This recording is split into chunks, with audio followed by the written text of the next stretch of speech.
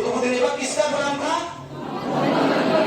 मोहम्मद गोरी भारत से जाते समय अपने जीते हुए क्षेत्र को किसको सौंप कर गया? कुतुबुद्दीन ऐबक। 1206 में कुतुबुद्दीन ऐबक ने किस वंश की स्थापना की? गुलाम वंश या दास वंश या ममलूक वंश? गुलाम वंश या दास वंश या ममलूक वंश। ठीक है। गुलाम वंश कब से कब तक था? 1206 से 1290। 1206 से 1290। कहां से शासन किया? लाहौर से। कुतुबुद्दीन ऐबक ने लाहौर से शासन किया, वो कभी दिल्ली से शासन नहीं किया।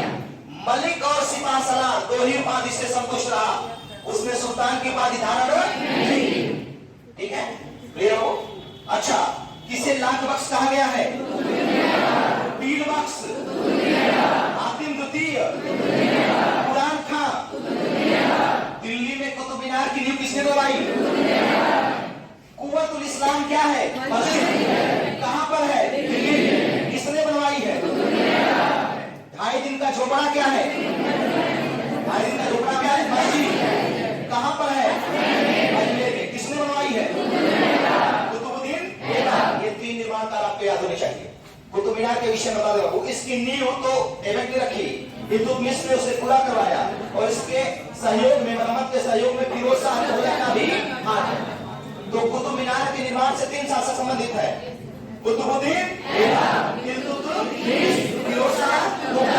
ये बात आपको याद होनी चाहिए। ठीक है, ले रहो। कुतुबुद्दीन ऐबक के बाद गद्दी पर बैठा आराम शाह, कोई मतलब कोई व्यक्ति को नहीं है। इसके बाद इल्तुतमिश कुतुबुद्दीन ऐबक का गुलाम था। कुतुबुद्दीन ऐबक मोहम्मद गोरी का गुलाम, ठीक है, और इल्तुतमिश, इसलिए गुलामों का गुलाम किसे कहा जाता है? दिल्ली का वास्तविक सुल्तान, वास्तविक संस्थापक, सुल्तान की उपाधि धारण करने वाला, दिल्ली की गद्दी पर बैठने वाला पाला, दिल्ली का पहला वैधानिक सुल्तान इल्तुतमिश। क्योंकि 1229 में खलीफा से अनुमति पत्र प्राप्त करने वाला पहला सुल्तान कौन है? इल्तुतमिश। 40 गुलामों का संगठन, तुर्कान चिहरानी, किसने? इल्तुतमिश ने। ठीक है, देखो युद्ध नहीं पूछेगा, लेकिन इल्तुतमिश ने। और ग्वालियर की विजय के बाद सिक्कों पर अपनी पुत्री रजिया सुल्तान का नाम किसने? इल्तुतमिश ने। ठीक है, अब सिक्कों पे बात आई तो इस प्रश्न जान लो, शुद्ध अरबी सिक्के भारत में किसने चलाए हैं? इल्तुतमिश। चांदी का टंका और तांबे का जीकर, सिक्कों पर टकसाल का नाम लिखवाने की परंपरा इल्तुतमिश। जब कुतुबुद्दीन ऐबक की मृत्यु हुई तो इल्तुतमिश बदायूं का सूबेदार था। बदायूं की जामा मस्जिद किसने बनवाई है? इल्तुतमिश। अतारकीन का दरवाजा इल्तुतमिश। मुइज्जी मदरसा इल्तुतमिश। ठीक है, ये सब उसके निर्माण कार्य हैं। ठीक है, भारत में इक्ता प्रणाली का जनदाता मदन के क्या नाम है? मकबरा किसने बनाया है? पहली बार इल्तुतमिश। देखो, बहुत सी चीजें प्रारंभ की है, ये चीज आपको याद रखना है।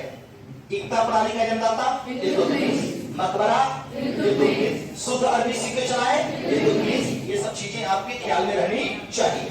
पिट्ठू का विद्रोह इल्तुतमिश के समय। ठीक है, किसके समय पहली बार मंगोल सिंधु के तट पर देखे गए? इल्तुतमिश। ठीक है, ख्वारिज्म का अंतिम साथ जलालुद्दीन नागवली का चंगेज खां पीछा करते हुए कहां तक आ गया? सिंधु नदी तक। ठीक है, और जब इसने शरण मांगी इल्तुतमिश से, तो शरण देने से इल्तुतमिश क्या कर दिया? मना कर दिया। इसी पे तमाम प्रश्न बने हुए हैं, इतने को लेकर के तमाम प्रश्न बने हुए हैं। पहली बार सिंधु के तट पर मंगोल देखे गए किसके शासनकाल में? चंगेज खां का समकालीन कौन है? इल्तुतमिश। किसने नौ उदित मुस्लिम राज्य को मंगोलों से बचा लिया? इल्तुतमिश। ये सारे प्रश्न से बनते हुए चले जाते हैं।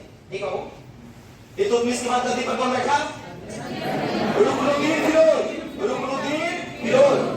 ठीक है, 1211 से 1236 तक इल्तुतमिश है। 1210 में पोलो या चौहान खेलते समय घोड़े से गिरकर कुतुबुद्दीन ऐबक की क्या हो गई?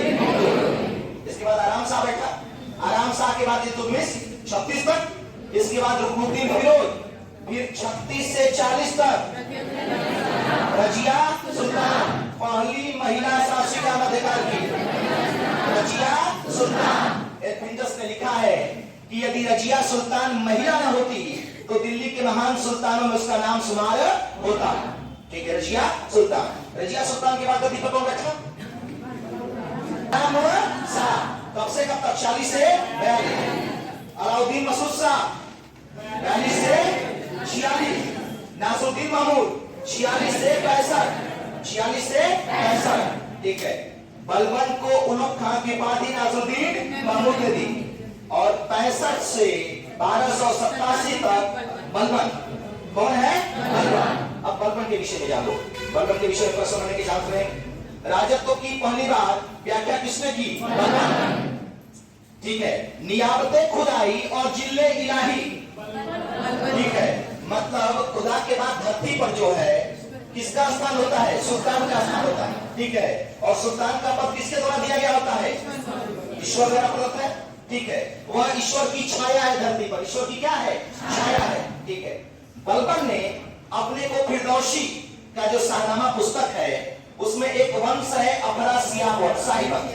बलबन ने कहा कि मेरे शरीर में जो रक्त है मैं किस वंश का हूं? फिरदौसी के शाहनामा में जो वर्णित है ईरान का अफरासियाब वंश से मैं संबंधित हूं। ठीक है, इसीलिए दरबार में सिजदा, पैगोस और नौरोज त्योहार किसने चालू किया था? लौ और रक्त की नीति। ठीक है, सेना के लिए दीवाने अर्ज की स्थापना। ये सब प्रश्न आपको ख्याल करके रखना है। ठीक है, बेहद जरूरी है।